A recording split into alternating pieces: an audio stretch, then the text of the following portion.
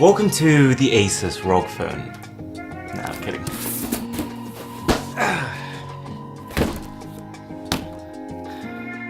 That's more like it. Not quite sure why I threw the smaller box, we do actually need that. In fact, we're going to start with that.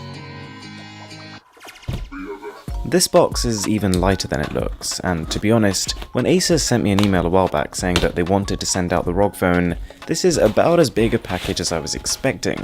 The entire other crate was a complete surprise, but at the same time, very excited to see what's in there.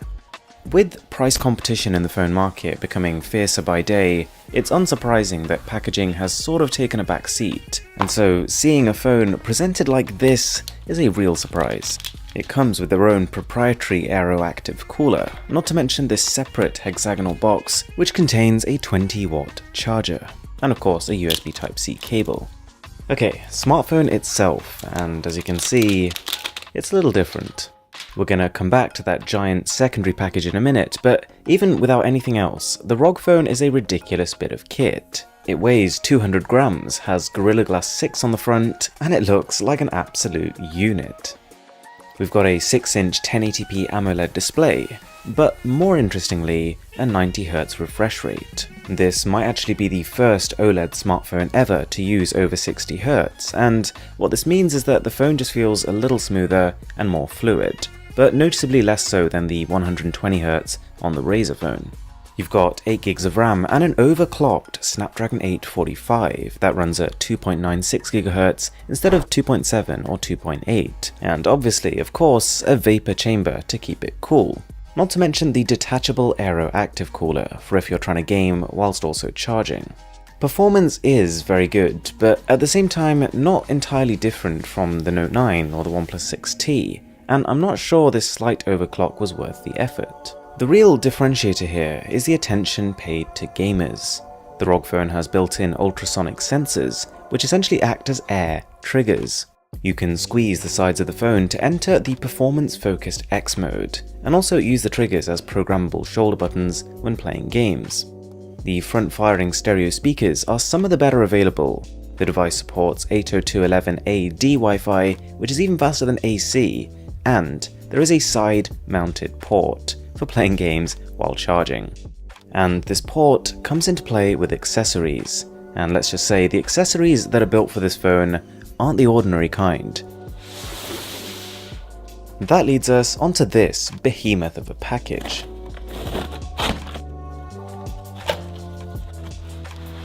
This one was a bit of a struggle. While the first package was lighter than it looked, let's just say the second wasn't. And as you can probably tell right now, what we have here is an ASUS ROG branded suitcase. That's ridiculous.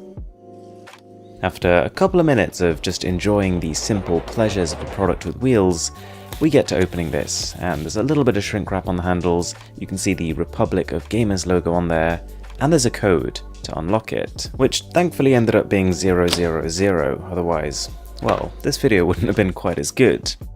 Inside, I almost didn't know where to start. There are 6 giant packages, all to do with the ROG phone, various gadgets and accessories that go with it, and there's actually room for the phone box as well in there.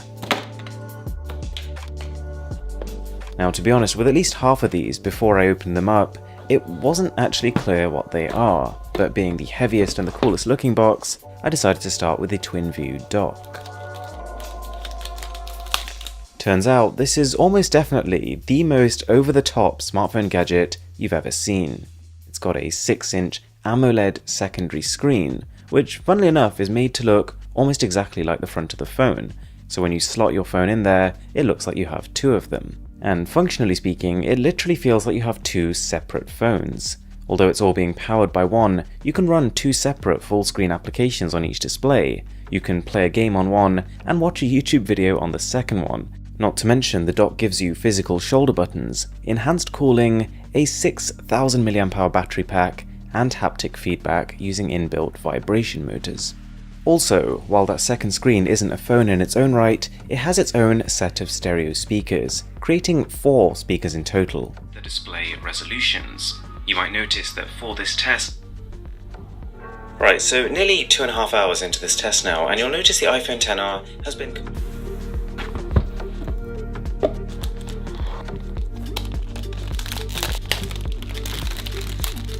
Okay, this is the mobile desktop dock, which if you literally just wanted to connect your phone to your TV to show some photos, is probably a little overkill. But if you wanted to use your phone as a workstation, then it makes a lot more sense because it is loaded with ports. You've got 4 full-size USBs on there, and even space for an Ethernet cable.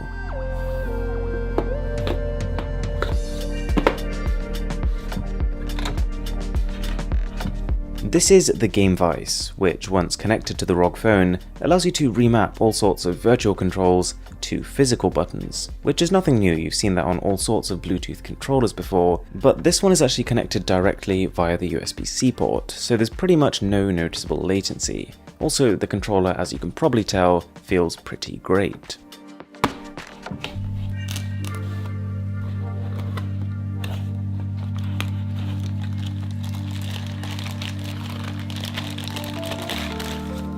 This is the WiGig, which has a similar functionality to the mobile desktop dock we looked at earlier, but this one is wireless. The main thing I was actually worried about going in was latency, because when you move from wired to wireless connections, generally there's a little bit of perceptible lag, but actually that wasn't a problem at all. The only thing I did notice is that the frame rate isn't as high using a wireless connection as it was using the wired.